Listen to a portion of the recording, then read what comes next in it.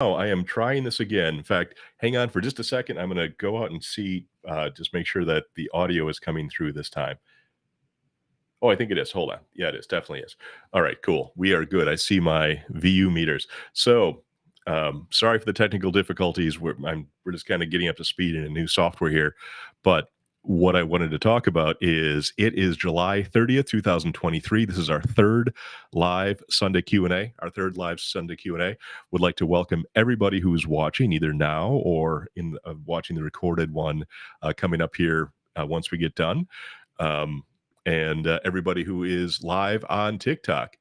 Um, and glad they can hear me loud and clear. Keep those questions coming.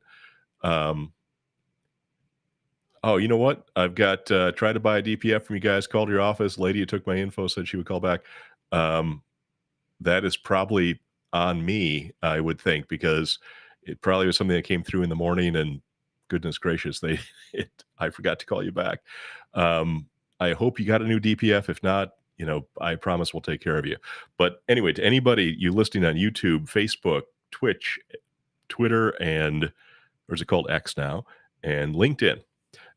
It is almost August, again, July 30th. I can't believe how quickly July went by.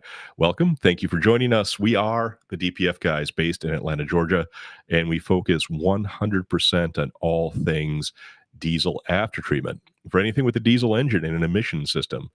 Most of our customers are truck drivers or fleets, but we also service after treatment for off-road equipment, diesel passenger vehicles, which we're going to get into more in one of these questions, and stationary equipment with DPF systems like generators, pumps, rock crushers, and a variety of other equipment. Big disclaimer here. In fact, I've got questions coming in from TikTok. We'll definitely get to all of your questions here when I run through a few of these, the ones that got sent in originally, and then we'll get to all yours. So be patient. Those are great questions coming in. So my disclaimer is you should always talk to your mechanic about any concerns you have with your engine or truck, and any pricing discussed here may or may not apply to you and your truck, and you should only be used as a guideline and is not any form of an official quote for any service by DPF Guys or anybody else. Again, I don't want to tell you that a clamp costs $63 and you find out that it costs $64 and you get upset about that. So let's get right to the questions. Question number one. My DPF is here. Hold on a second. I'm doing all this myself. Okay. Question number one. My DPF is dirty after almost 500,000 miles over the road. Won't a forced regen clean it? Why do I have to spend all that money on cleaning when I can just stop at a Love's and get a forced regen for $150 and it only takes me an hour? Well, when I sat down to write this script, I noticed that the trash can in my office, right down here to my right, was full of papers. I didn't want to have to get up and risk getting distracted on the way to the big trash can outside. So I did what I bet all of you have done as well. I crushed all that paper down in the can to make room for the inevitable rejects that I will print and have to discard in my office trash can as I write this. While there are differences between running a forced regen on your DPF and crushing down the papers in my office trash can, the idea is almost identical. So by crushing down the papers, I temporarily gave myself some more room for trash, but eventually have to empty the can completely or just buy a new one if I use the logic that many truck dealerships use when it comes to DPF service. And you know what I'm talking about, and you know what I'm talking about. Forced regen will burn some of the built-up soot into gas, but what is left ends up being ash that can no longer be burned, and the ash remains in the filter until the filter is replaced or cleaned. So think about your Weber grill, and even after the charcoal briquettes have burned up, you still have ash in the bottom of the grill that needs to be emptied out. So if your truck is calling for frequent regens, in fact, somebody on TikTok had asked about frequent regens. If your truck is calling for frequent regens, it is a warning that you will be derating soon. And if it is derated and a forced regen gets you rolling again, keep in mind that you don't have many miles until you're derated again. And eventually the forced regen will stop working and you'll be spending more money than you should on a tow to some place that can actually fix the problem and not just the symptom. So, people just say, hey, I'll just do a forced regen. Let's do a forced regen. and they just go from loves to loves to loves, getting forced regens. But eventually, they call me and said the forced regen's not working anymore, and that's exactly what happens.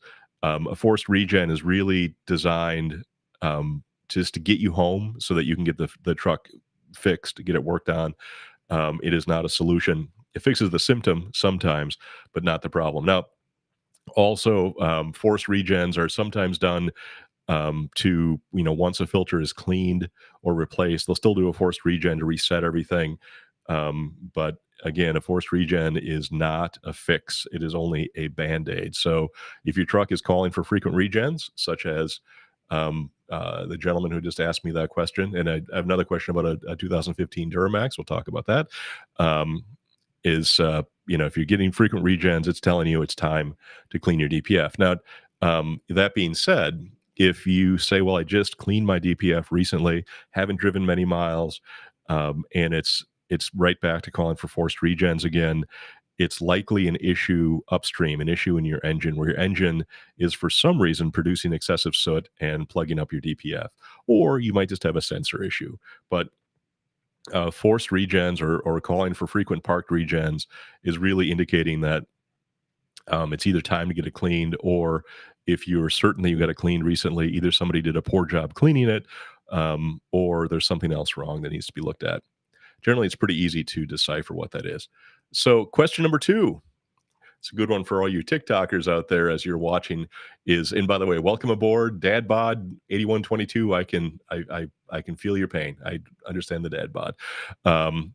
So the question number two is it legal? Oh, here, hold on a second. I forget to change these. Is it legal to delete your DPF if you're unable to find a replacement DPF? And first, to everybody watching, let me acknowledge that the topic of EPA regulations and deleting emissions controls is a very emotional issue for many of you. I respect your frustration with the ever growing list of regulations that truck drivers and owners need to deal with, but those regulations aren't going away. And my job is just to make it as easy and affordable for you to comply with those many regulations as possible. Um, as you know, I hope, I don't make the rules. I just make it easier for you to follow them. And that being said, the answer to your question about is it legal to delete your DPF just because I can't find one to put on my truck? And the answer is a short and sweet no, as in NO. It is not legal. If you get busted with a deleted system, you'll get fined and will be required to undelete your truck or just park it, and no excuse will change that. That being said, our success rate for cleaning systems is in the real world is 99%, which means that on average, when we clean 100 filters and we do several hundred a month, only one of that group of filters can't be cleaned and needs to be replaced. So, if you're the lucky 1% who needs a new filter, we stock almost every filter as an aftermarket, and also have a really good selection of popular filters on, as reman on the shelf that are ready to go for a fraction of the cost of new, with warranty and everything. But like I said, the only thing that would cause us to not be able to clean a filter is if the filter is cracked, damaged somehow, where it doesn't, we can't clean it. And TikTok says truck has not asked for a park regen in months. I think something is wrong. No, something could be very right. I don't think that's bad at all. It's functioning properly. And I can ask you some more questions about that, like uh, ha, yeah, that's we got some questions from TikTok about just had new filters installed for about $2,000, and it was worth it to stop the daily regen. Chris, I would guess that you probably have a Freightliner Cascadia with a Detroit engine. Those filters are about $1,000 a piece, um, and um, and if it starts to act up again, I would recommend getting the whole one box cleaned, which costs about $1,600. So it's actually less than replacing the filters, and that includes all of all of the parts, clamps, and gaskets. I'm getting some great questions up here. If I'm looking away from you, I'm not trying to be rude. I'm just looking at my phone where the TikTok live is going. Um, uh, import domestic. Well, I tell you what, if it's more than 4 hours, you may want to call a doctor. Okay, onward. Um, so, question number three. Um, question is, I just here got to go here. Question number 3. I just watched a video of you cleaning a DPF from a Chevy Cruze. I didn't know there was a diesel Chevy Cruze. Are there other passenger cars in the US that run on diesel? And I got to tell you, thanks for checking on the video and on the Chevy Cruze video. If you haven't seen it, or if you haven't seen it on TikTok, jump on the TikTok channel, the DPF Guys TikTok channel, and check out that video. It's pretty informative. And we do a decent number of these specialized DPFs, and the small ones, like the one on the Cruze, is kind of easy. It's kind of cool because no matter where you are in the country, it's a relatively small and light. I think the whole box with the DPF in it is about 35 pounds and cost about $35 to ship to us. Um, and so it's pretty easy to ship it in. We can turn it around 24 hours. And in fact, the customer with the Chevy Cruze DPF that's in there, that we took care of, should be getting that back Monday or Tuesday. And so I'm curious to see how it'll go. So, what other cars in the U.S. besides the Chevy Cruze have a diesel engine? So, check this out. Hang on a second here. I've got something for you to take a peek at.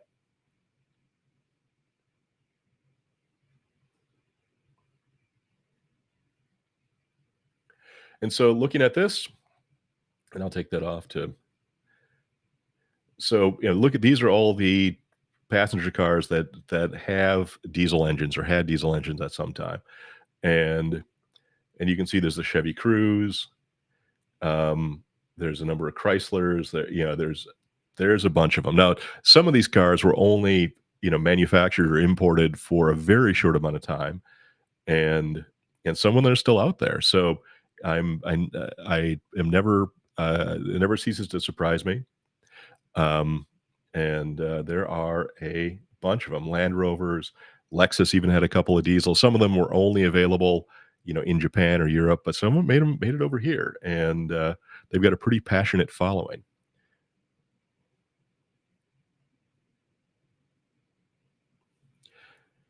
And so I hope that answers your question. And if you do happen to have, um, one of these diesel vehicles that have a small DPF that's giving you trouble, um, the yes, we sell DPF filters as well.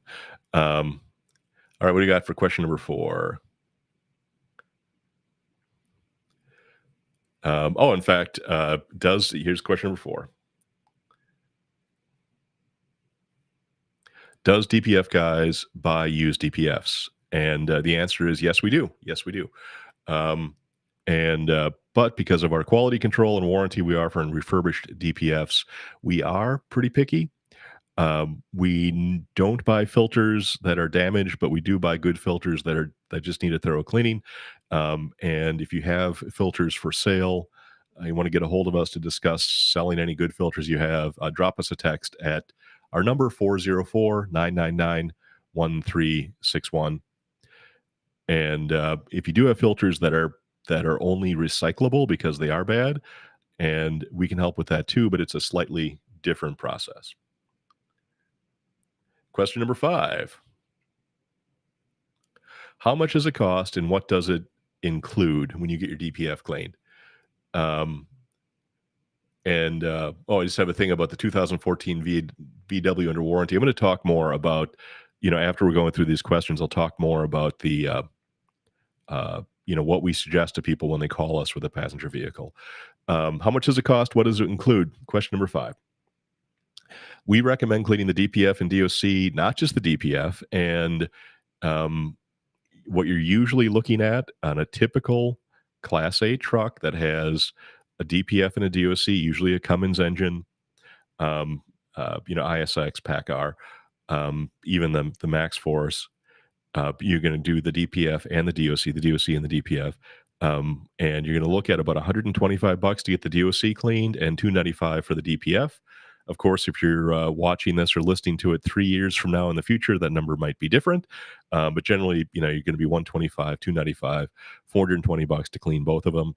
And that includes the entire cleaning process, and everything gets air blast and vacuum. It gets an aqueous flush, and it does get baked overnight. So it does look and behave just like a brand new filter when we're done with it. And The only other thing that you would require would be any of the required gaskets and clamps. If there's any additional labor to disassemble something, or if you break off a sensor and there's cutting and welding involved, whatever it might be, that would be additional. Um, if you are a passenger vehicle or a medium duty or a sprinter van, and there's more work to be done, it can be a few $100 more, like maybe 750 for the job. Um, and and then again, any sort of little gaskets you might need. And other than that, if you've got, the only other difference would be, for example, a like a Freightliner Cascadia with a Detroit engine. I do get questions about them a lot. They do have um, they do have the one box which has more expensive clamps and gaskets that are always required. Where a normal truck, the clamps and gaskets might be $200 on the Freightliner Cascadia with the one box. The clamps and gaskets are 400, about 380, 402, something like that. And it's got two of everything, so it's twice the price. Um, and so you're looking at, on a one box, the cleaning is probably about 1,100 to 1,600 bucks, including all the parts, depending upon what you all get done. And of course, as I always tell people, we do our work once the filters are off the truck. So we would need to work with your mechanic to get everything removed, reinstalled, and then reset the next day. If you don't have a mechanic, we have a process where we would introduce you to somebody who can definitely take care of you quickly and affordably. So, that's how much it costs. Now, moving on to question number 6.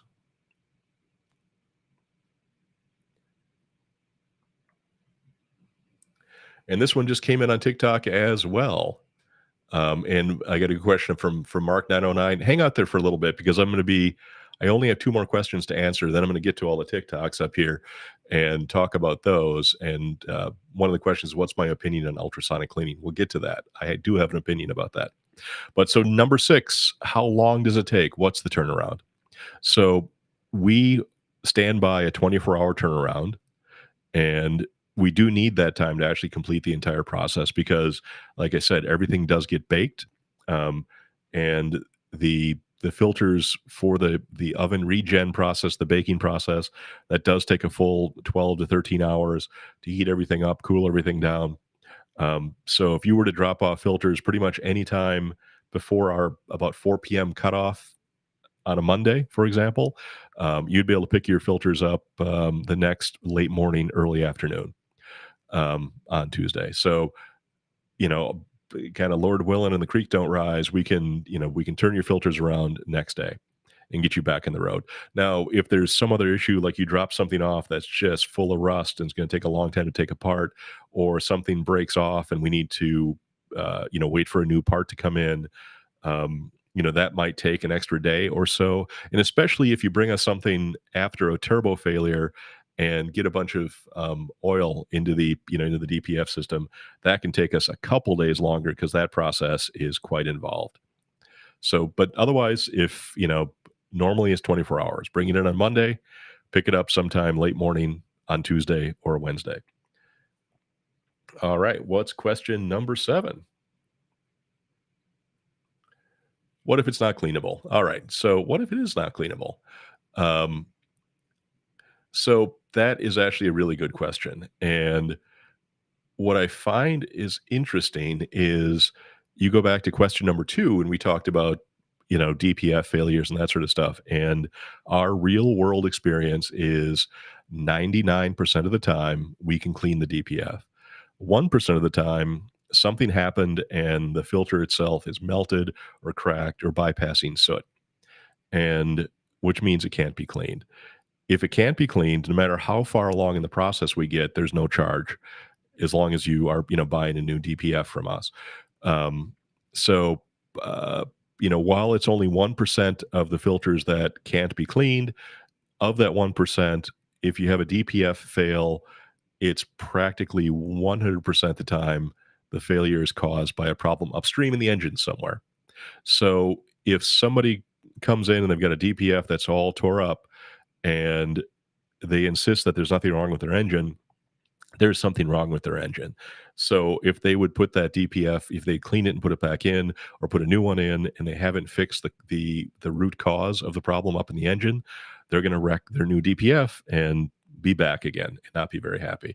However, if somebody comes in and they've got a DPF that's that is shot, that's damaged, needs to get replaced, can't be cleaned, and they tell me that they just got work done on their engine, they just got an in frame done, they just got a turbo replaced, I can say, yep, that's what caused the problem. Now I just need to replace your DPF and you'll be good to go. So if it's not cleanable, there's no charge. If it's not cleanable, we can definitely help you out with a replacement. And question number 8, I get this one a lot. How much soot is removed? Now, of course, that's kind of like saying, how much dirt to get it out of a dirty carpet is going to depend entirely on, when it comes to carpet, how big your family is. Do you have pets? How long has it been since you've got your carpet cleaned last time?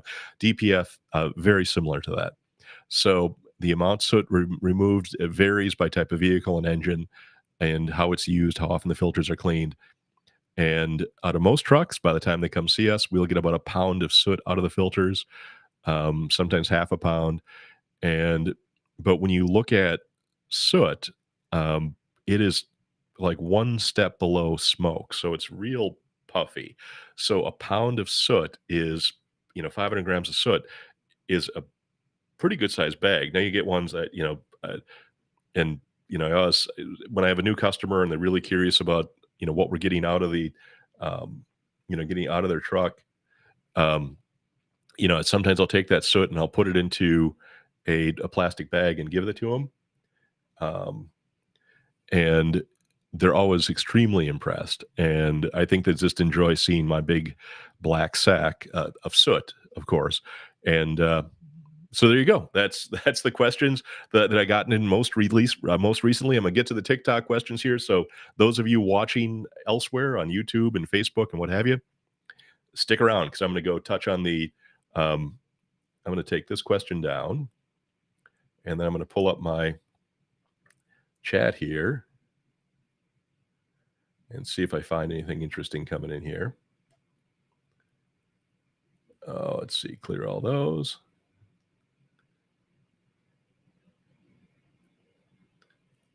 Okay, so if anybody wants to leave a comment, go ahead. It will show up on the screen. And, of course, if you need help with your DPF, look up DPF Guys online, DPF Guys Atlanta. Find us on Facebook and YouTube and elsewhere, or text us a question directly at 404-999-1361. Okay, let's take a look at these. Let's take a look at these TikTok comments. Now I'm going to be, bear with me. I'll be looking away from you and up at the our friends at TikTok. But I'm going to scroll back through the comments here. Let's see what I got. All right. Matt Barnes, good evening from England. Same to you. Good evening from Atlanta, Georgia. Matt, I am in Georgia. I am very close to the airport. Glad you could hear me loud and clear.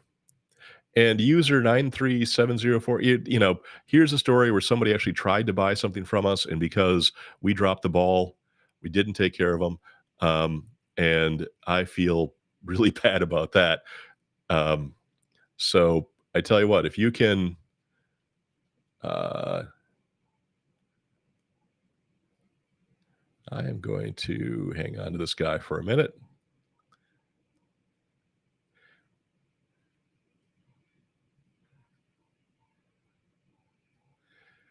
Okay, so I'm going to get a hold of here. Hold on a second here. I'm going to take him. I'm going to do a screenshot of you so I can make sure I can get back to you and not ignore you again. All right, so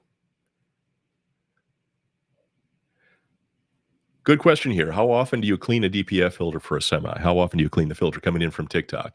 And the answer is kind of the general for an over-the-road semi. The general rule of thumb is 160,000 miles, and that might be in some cases be too often, and in some cases not be often enough.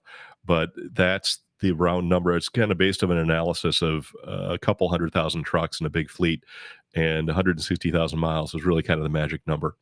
But it would really depend on what truck you have and how you use it. But I always tell people, think about it at 160,000, 150,000, 200,000 miles. Think about it, and which means, oh, I should probably get my DPF cleaned. Um, and and if you get in here and have us take care of you by 250 or so, you should be perfectly fine. So there's the answer to that. Um, have you come across an Isuzu D-Max pickup before? I have not. And I've done a lot of Isuzu box trucks, but never the pickup. That's really interesting. I wonder what engine and frame that thing's on. How much to clean a 2015 Duramax DPF? I see these a lot. I don't see them often because the truck will doesn't require cleaning very often, but there's a lot of those Duramaxes out there, and so to clean a Duramax, that requires a process that involves cutting, separating the DPF and the DOC, cleaning them, rewelding it together. We get it done in 24 hours. But the one thing with the Duramax is that whole exhaust assembly from end to end is easily 12 feet long. So if you want to get that thing cleaned, you can bring the whole thing in, that's for sure, but it's very unwieldy. Um, so what I normally recommend is that people would simply cut it with enough pipe left so you can get a clamp on it, um, and and then just send in the DPF and DOC, and I can kind of send you instructions on that. So $750 for a 2015 Duramax. We do have a lot of experience with that, and they turn out really nicely. So if you want us to help you out with that, Daniel, if you actually cut it down to just the DPF and DOC, it's small enough to ship via UPS or FedEx ground. So, Daniel, if you want to learn more about that, give us a call or a text, 404-999-1361. Um, and then his '09 truck doesn't regen. I wonder why. I wonder if it's missing something. Um, And then another guy said, "My truck has not asked me for a parked regen in months. I think something is wrong." Um, I would say that it must be passively regenning perfectly fine. You probably are using good motor oil. You probably have a well-maintained truck, good filters, etc. Um, good air filters. The turbo's running well. You're burning clean diesel fuel. Um, if it ain't broke, don't fix it. It'll passively regen, and if you had a friend with a computer, they could hook it up and just look to see, when it is passively, they can check to see how often it does a passive regen and that sort of stuff. But you just probably have a really properly running truck, and I would just let it go. Um, and then, of course, Chris King, we talked about your Freightliner and the new filters. Um, and I would be willing to guess that your truck probably had about 500,000 miles on it. And those filters could have been cleaned instead of replaced, but it's not a bad idea. 500,000 miles and a set of filters, it would have been maybe $500 less to get them cleaned. So why not just get new ones in there? Um, how much? One box. I think that no, it's two different people.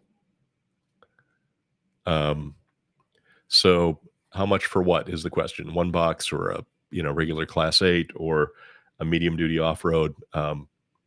It In fact, let me switch my I'm not gonna switch my camera, leave it as is. And again, you can leave comments online, questions online if you wish. Um, I use lots of fuel additive. Um, the so uh, so fuel additive. We're gonna have a show coming up where I'm gonna have an AMSOIL guy come on talking about fuel additives and how it works with regens and DPF life, etc. Um, if if you are disciplined about using your fuel additive, use a good fuel additive, and uh, it will definitely help your DPF last longer, but you'll still have to get it cleaned eventually. The fuel additive helps the diesel fuel burn more efficiently, which produces less soot and there's less stuff to go in your DPF. All right, what else we got here? Andy. Um, Do fuel treatments help? I get asked this a lot. Um, and the answer to that is yes, they can. You do need to be disciplined. You have to find one that's good and one that actually works, and you have to be disciplined about using it. Um, because if you don't use it all the time, it's just going to be wasted additive. And then you need to figure out if the money you're spending on the fuel additive is less than the money that you're saving with what the fuel additive helps you with. So, let's say in a given year you spend $1,000 on fuel additive, but it only saves you $200. Then maybe it's not worth it. I don't think it hurts anything, but you just have to kind of do the math. And then if you're going to commit to it, and make sure that you're not just using it part of the time because it won't work for you. Max mileage. I am not familiar with max mileage. I have to do some research on that, Joseph B, and get back to you. What do I see more of, Ford, GM, or Ram? That's kind of a loaded question because I do see, I frequently see Ford, but I think there's simply more of them on the road, because you're going to have a Ford frame under ambulances. There's just, under tow trucks. There's a lot of Ford out there. But I would say that as far as like reliability, they're all very similar. Um, so I see a lot of Fords because there's just a lot of Fords in the fleets, and there's just more of them on the road. So I do see them more often, but I don't think it's because they're necessarily less reliable. I think based upon the mileage of the units that I see, they seem very reliable and are actually pretty easy to work with. They're rather heavy. They weigh 150 pounds, so they're a bit challenging to wrangle around when they're all put together. But we do them, and we do a lot of them. So the import to I'm so embarrassed. I just thought you were just teasing me. Um, Volkswagen. So here's what I tell. I was going to mention this. So when I tell people, um, try to access your website, no luck doing so. Very disappointed in myself. Um, Michael, what website were you trying to access? www.dpfguys.com. It should come right up. So when somebody contacts me and they say that they've got a a newish 2012 or something, Volkswagen or Mercedes, BMW, I always tell them to call the dealership, give the dealership their VIN, and ask if there's an existing open recall on their after treatment, because now a lot of this is kind of the warranties on these things have kind of expired, um, but some of it's still out there, with the whole diesel gate uh, controversy. They were really stretching out warranties, 100,000 miles, 10 years, etc. So before, if you've got a passenger vehicle, before you replace the DPF, call the dealership and see if it's under warranty, because if it is, they'll replace it for free. I had a 2012 Volkswagen Jetta, um, TDI, and had the DPF plug up on it, or fail on it somehow. And before I even worked on it myself, I called the dealership, found out that it was under warranty. And as much as I like cleaning DPFs, I do enjoy getting a free DPF on the manufacturer's dime, if possible. And that's what I did. So if you're having DPF issues on a passenger vehicle, call the dealership, see if there's any sort of warranty on it, because you might save yourself a lot of money. And if there is no warranty on it, give us a call and we'll help you out. Do we sell DPF filters as well? We certainly do. And we sell, OEM aftermarket. We do have a number of remans ready to go. So we can almost always find a replacement DPF. Sometimes we can't, but it's worth asking. So if you're looking for a DPF, definitely give us a call. Import domestic, and so can you use just water instead of DEF fluid? Now that's a really interesting question. I don't know why people even ask that, because while DEF is mostly water, what is it, 68%, 68.5% water, it's still 32.5% urea. It's 32.5% nitrogen, and the The water is just a carrier for the urea. So you can, if you put water in your DEF tank instead of DEF, it's not going to hurt anything since most of the DEF is water anyway. Um, but it's not going to catalyze NOx. It's not going to work, and your truck will get derated because it doesn't have the chemical that's necessary to actually have the SCR, the selective catalytic reducer, do its job. Um, so it's just not going to work, and you'll end up having to drain it and put DEF in it. I'm kind of curious why people ask that question. Um, do I recommend max mileage? I need to research this max mileage stuff because um, there is, it's the second question I got about it, and I need to figure out what that's all about. I would say watch an upcoming video that I'm going to be doing with an AMSOIL guy, and we'll talk about all of that stuff. And here we go, night 2004 or 2004.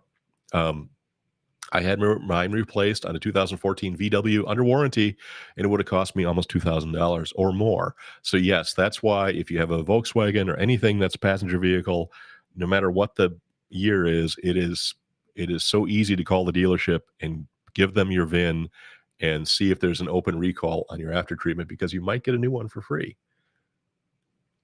And thank you for following me. Is it possible to put a DPF in a 25-year-old JDM mini car? I guess the question being is, why would you leave it off? Let that car breathe. Add my phone number to my shirt and hat. Actually, this is one of our new shirts. Let me turn around here. My microphone's in the way. I've got my website on it. And some of our other designs do have the phone number on them. But my hope is that someone sees the shirt and they just Google DPF Guys and go from there. So it's actually part of my tagline. That's exactly right. What's my turnaround time? Great question. So turnaround time is 24 hours next day. And as I have said before, it's almost always 24 hours, unless there's something more wrong or something breaks and there's a replacement part required that we have to wait to come in. But if everything goes as planned, you bring it in by the cutoff time on day one, let's say Monday, get it into us by 4 o'clock, so we have time to actually work on that thing before it gets too late. And ooh, do you find the newer model of DD1 box are more reliable? I've got a question online here. I'm going to answer that in a second. Oh man, bring on the corn. I love it. It's corn. Oh, it's a beautiful thing. Oh, thank you so much. Thank you so much. Thank you so much. All right, let's see.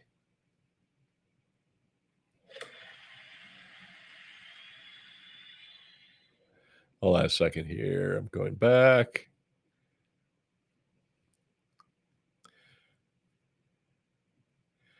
Atlanta has the best airport. Yeah, so that's interesting. So you're genuinely interested in, let me find out for you. JDM mini car. I'm going to follow you, and then we'll talk more about that. Hey, if you want to send me a message about that mini car, just send me a text, 404-999-1361. I'd love to talk more about that. Turnaround time, 24 hours. Do I weld in-house? Poorly. So, I'm a big believer in, finding skilled people that do that stuff and let them do their work and pay them for it.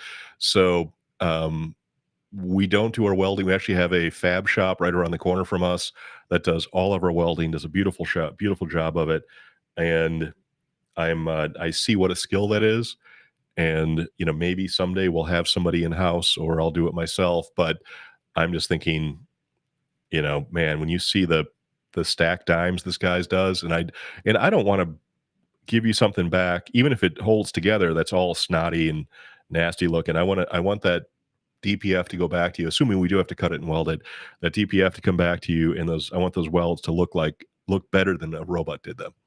And I hope that doesn't reduce my manhood, because you know, I, I got a mustache, but I don't weld. Um, all right, talking about the ones that are sent. Oh, the ones that are sent out. Turnaround time still 24 hours plus whatever the shipping time is. So let's say you send us something from Michigan and it takes 2 days to get here. Um, we're gonna open that thing up, start on it right away when it gets in, and we'll get it back, in a box the next day on the way to you. So, um, we generally, we'll still turn things around even if they're shipped in. So you just have to factor in the freight time. So, we want to get that back to you as soon as we can. And even ground shipment, we can get anywhere in the country in a couple of days. So, what's my opinion on ultrasonic cleaning? All right. Um, Here is my completely personal thought on that, right? Um, and anybody watching me right now live, as soon as I finish up these questions on TikTok here, I'm going to jump over to yours, and then you can also follow me to see what questions I have. So hang tight. We'll be with you in a second. Ultrasonic cleaning. So, i- I think everybody tries to do a really good job, and so I'm just trying to be very delicate about this because I don't want to offend anybody. But I don't. I was kind of on the fence about ultrasonic cleaning, but I've over time I've seen the results of it, um, and I think it can be effective. But I really think that the ultrasonic itself is not doing a majority of the cleaning. I'm assuming that once the the filters are done in the ultrasonic tank, they're then blown out by compressed air, and the compressed air is probably going to do most of the heavy lifting and getting the shit out of there. Um, what I have seen, and this is absolutely true, is that Daimler, Mercedes, Freightliner, they use ultrasonic cleaning to clean their reman filters. And I was always wondering, like, why are these reman Detroit filters so thin? And meaning that just they look worn. And what I discovered was that the ultrasonic cleaning process breaks down the um, the actual DPF media, which is why oftentimes they'll say that you can only replace or only clean a Detroit filter one time, mainly because when you use the ultrasonic process, it does wear out the DPF media substantially.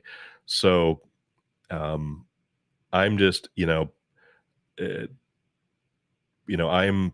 don't want to be anti-ultrasonic, but I find that there are better ways to do it in ways that are less uh, abrasive to the filters themselves and will allow them to last longer.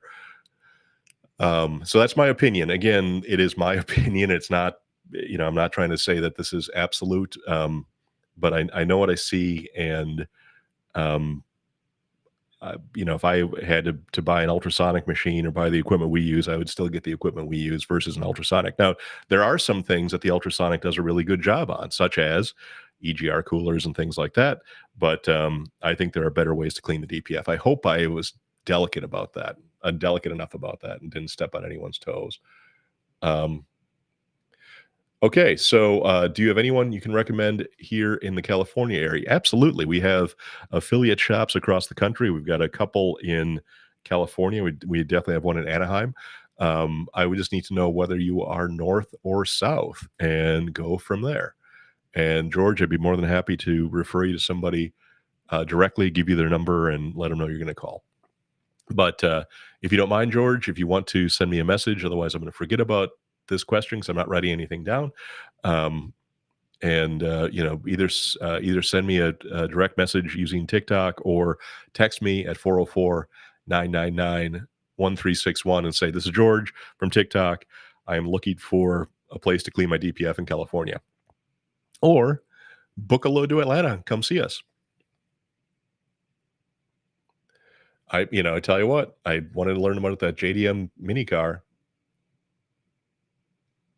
There you go. Yeah, DPF Alternatives. DPF Alternatives is a ultrasonic place. Um, Atlanta has the best airport. I don't disagree. It's not bad once you get inside it. Um, it's busy, that is for sure. Um, so it all the calls do go through Becky, because the phone rings all day long, and she does her job really well. And as much as I like to blame it on her, I guarantee she sent me a message and said, "Call this guy. He's looking for a DPF." And I said, "I certainly will." And then I got distracted and didn't call you. But if you text and say, "Look here, dumbass, get back to me because I really need a DPF filter, or I want to yell at you for not calling me back," I'll call you back. Um, yeah, Atlanta's a great place to connect. Now that we live here, it makes it really easy to get a lot of places really cheaply and easily. Um, and also Becky will you can actually have her transfer you to me as well. And usually if you're like, "Hey man, I'm trying to get a hold of this dude," she'll call and she'll be real adamant about, "You got to talk to this guy." She's pretty good about twisting my arm about talking to customers. And so I apologize. I'm the one who dropped the ball on that, and you deserve better than that. Yeah, definitely. We work. I said we've got a network of people nationwide, and California is of the number of trucks on the road. Atlanta's number three, or not. Georgia's number three for number of trucks on the road. New York is number two, and California is number one. Of course, it's a big, big state. It's like a country. So there's plenty of places to get your DPFs clean. Just want to make sure you're going to a good one. Someone will take good care of you. And I can, George, if you get a hold of me, I can put you in touch with somebody. Okay, here's a great question. Someone asked me about Ford versus GM. There's just a lot of Fords out there. And what's the typical price for a 2015 6.7 Ford, 167,000 miles? You're looking at about $750 for the whole thing. And if there's any shipping involved, anything like that, that would be a bit extra. But other than that, that Ford 6.7, we can turn it around in 24 hours, $750. How much does an average cleaning cost? Now it depends what you're doing. It's pretty straightforward. If you have your typical truck, you're looking at a Kenworth, Volvo, with a separatable, with a DPF and DOC that aren't in a one box. You're looking at about you know $450, $420 for the cleaning, plus the clamps and gaskets, which might run another $200. So I think most people, um, get out of here for around $600 total, plus or minus. But if you've got a Ford 6.7, or uh, a Ram 2500 or whatever, it's a different process and might cost about 750. Um, and and if you have a Freightliner Cascadia, or a Western Star with a Detroit engine and a one box, um, you're about $1,600. But again, that includes all the parts and everything. So and that's it. It's really, we try not to be mysterious with our pricing, and try to make it make sense and not try to hide anything or bait and switch somebody. So I hope that helps. Um, uh, Messenger, got a question. Does my exhaust blowing smoke mean the DPF is full or cracked? No, that means your DPF is cracked. So if you're showing black smoke, if you're getting any smoke out of your exhaust, that means you have a definite DPF issue, and um, and it probably means your DPF is cracked, um, and just bypassing soot somehow. And if your truck takes DEF, that means you have an SCR, and that soot will build up in the SCR and eventually cause NOx conversion problems. So that DPF would definitely need to get replaced. Now, if you've got a Cummins engine or a Volvo, that's a situation where we would likely have a reman filter in stock, or we can get you aftermarket 3-year warranty, unlimited mileage, no core required, as well, if you're interested. So, 404-999-1361 is our number. So give us a call. Um, oh man, I don't speak Spanish, but I think you've got an FMI 14 code. How can it be fixed? Um, I'm gonna need to look at that offline and get back to you on that one because I just don't have the codes memorized. Um, Do I get many Chevys or GMCs? Not a lot, because there's not a lot of them out there, but I do get I get the, Duramaxes and things like that. Um, hey, David, so, the Chevy Cruze exhaust is from your family. All right. Well, I tell you, it was a pleasure working on your car or on your exhaust of your car. And thank you so much for your contributions. I hit my target, and if you wanna send me more roses or corn or whatever, by all means. And thank you for the applause. Um, oh, I saw your other video about pressure washing. Where are we located? Atlanta, Georgia, right by the airport. 636 Cordell Drive. Um, so you got a Volvo D13 def filter cleaned by pressure washer and heated dry. Everything looks good.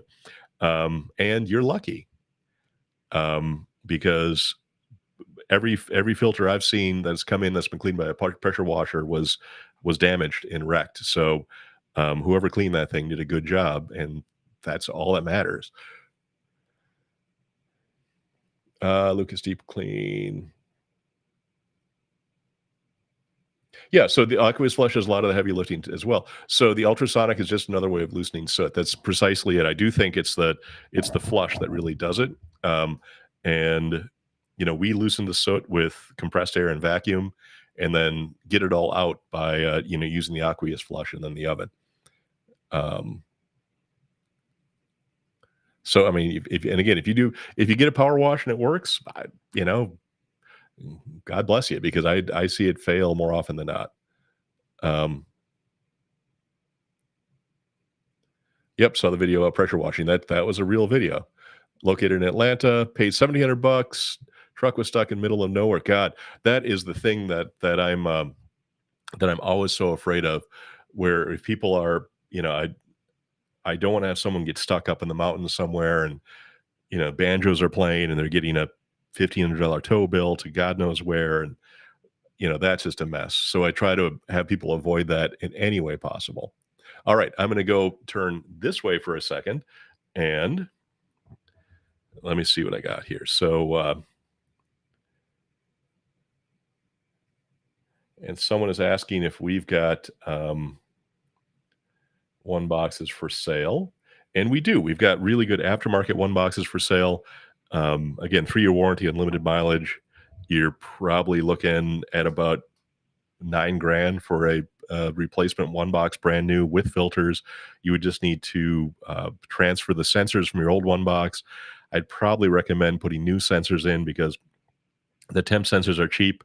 And if you can't remember the last time you replaced your knock sensors, it's probably not a bad idea to replace them, and replace the pressure differential sensor and the harness. You don't have to, of course. You can put your crusty harness on the new one box, but that can cause trouble, because by the time you pull that harness off and put it back on, if it was going to fail, bending it around to get it off the truck can generally break things. Um, Try to access the website. So yeah, I mean, all you have to do is just we've got EPA 10s, EPA 14s, EPA 17s. We either have the one boxes in stock or can get them in 1 or 2 days. Um, and do I find the newer DD1 boxes are more reliable? You know what? That's really a good question. I don't think the problem was ever with the one boxes, quite honestly.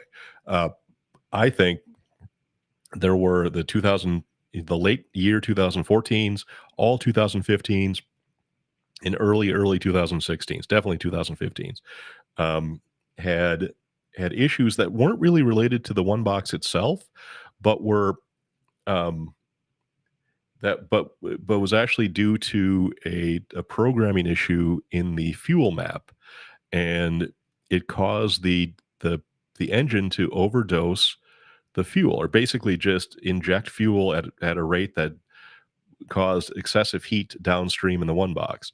And the DOCs, the diesel oxidation catalysts, um, are very tolerant of heat. The DPFs are pretty tolerant of heat, but the SCR, the selective catalytic reducer, which is what works with the DEF, the diesel, is it exhaust fluid or emissions fluid? I always forget. Someone can correct me on that. Can work with the DEF to eliminate or severely reduce or eliminate the NOx emissions of your truck, and but the SCR um, is very sensitive to heat. And if you ever have an overheat, uh, incident with your SCR, and meaning if it gets above 1300 degrees, and definitely if it gets above 1500 degrees, it's basically it's all done, and the SCR is failed or failing. So on the older trucks with the older one boxes that seem to have the problems, it always seems to be a 2015, and sometimes someone will have a 2015 that doesn't have an issue. That probably means that they caught the fuel mapping issue and updated the software, updated the ECM or ACM or wherever, ECM, I believe, um, that would actually, control the fuel map before it caused any damage. But many of those trucks were damaged by fuel mapping issues. Um, so, the newer ones are more reliable, but I don't think it's because the one box itself is more reliable. It's simply that the engine is not, uh, it has got an updated fuel map and is not doing something weird and burning out the SCR. Um, and Michael Sorrentino says he tried to access the website, had no luck doing so. Very disappointed in myself. But dpfguys.com, I think it's working. At least I hope so. But all right, let's see if I got any other questions here. Well, I appreciate all of your feedback. I'm going to check my TikTok here.